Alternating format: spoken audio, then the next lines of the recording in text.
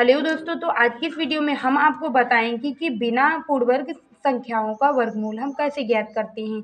यदि हम इन संख्याओं की बात करें तो या तो पूर्णवर्ग संख्याएं हैं, यानी इस 9 की यदि हम बात करें तो इसे 3 गुणे 3 लिख सकते हैं, यानी यहाँ से एक 3 बाहर निकल कर आ जाएगा। इसी प्रकार जैसे 16 की बात करें तो यह भी एक पूर्णवर्ग संख्या है, यानी 4 गुणे 4, यहाँ से 4 बाहर निकल कर आ जाएगा। 36 को 6 गुणे 6 लिख सकते हैं, तो यहाँ से 6 बाहर निकल कर आ जाएगा।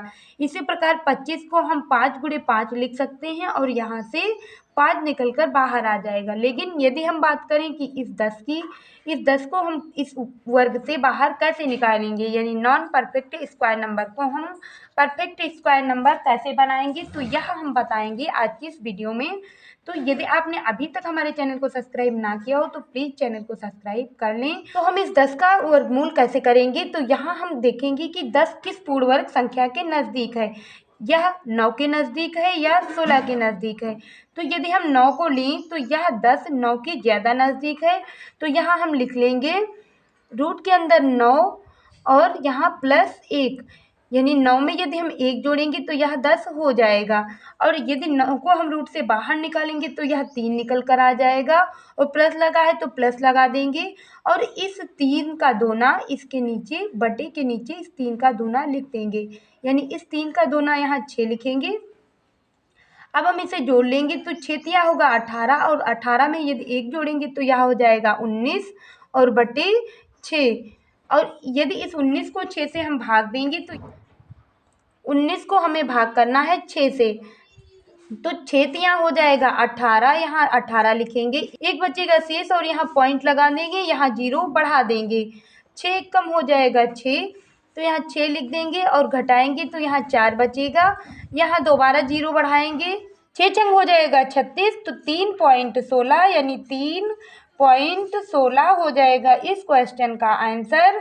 और हमें पॉइंट के बाद केवल 2 संख्याएं ही लेनी है, क्योंकि इसके आगे हमें भाग नहीं करना है। प्रकार नॉन परफेक्ट स्क्वायर नंबर का वर्गमूल हमने ज्ञात कर दिया। नहीं समझे तो कोई बात नहीं, हम अगली एक और संख्या को आपको करके बताते हैं। तो इस 13 को हम देखेंगे किस पूर्णवर्ग संख्या के नज़दीक है।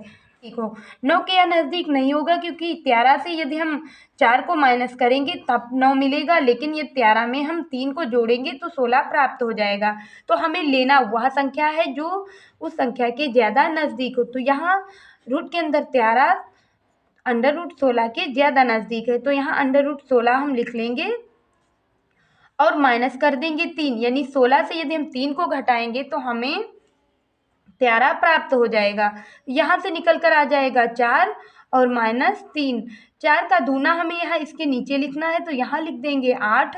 और यदि इसका हम गुणा करेंगे तो 4 अठे होगा 32, तो यहाँ हम 32 लिख लेंगे, 32 और माइनस 3 और बटे 8। और यहाँ 32 से 3 को घटाएंगे तो यह बचेगा 29 और बटे 8। और यदि इस 29 को 8 से भाग देंगे तो यह आ जाएगा 3.62, और यही हो जाएगा इस क्वेश्चन का आंसर। सवाल को करेंगे तो इस 47 को देखेंगे किस पूर्णवर्ग संख्या के नज़दीक है।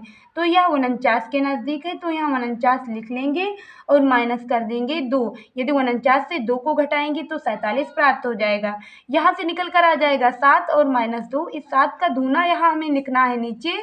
7 का 14 से गुणा करेंगे तो यहाँ आएगा 98 और माइनस 2 और बटे 14। और 98 से 2 को माइनस करेंगे तो यह बचेगा 96 और बटे 14। और यदि 96 को 14 से भाग देंगे तो यह आ जाएगा 6.85, और यही हो जाएगा इस क्वेश्चन का आंसर। और इन क्वेश्चनों का आंसर देना है आपको कमेंट बॉक्स में। और यदि आप सभी को हमारी यह वीडियो पसंद आए तो प्लीज़ वीडियो को लाइक करें और चैनल को सब्सक्राइब जरूर करें।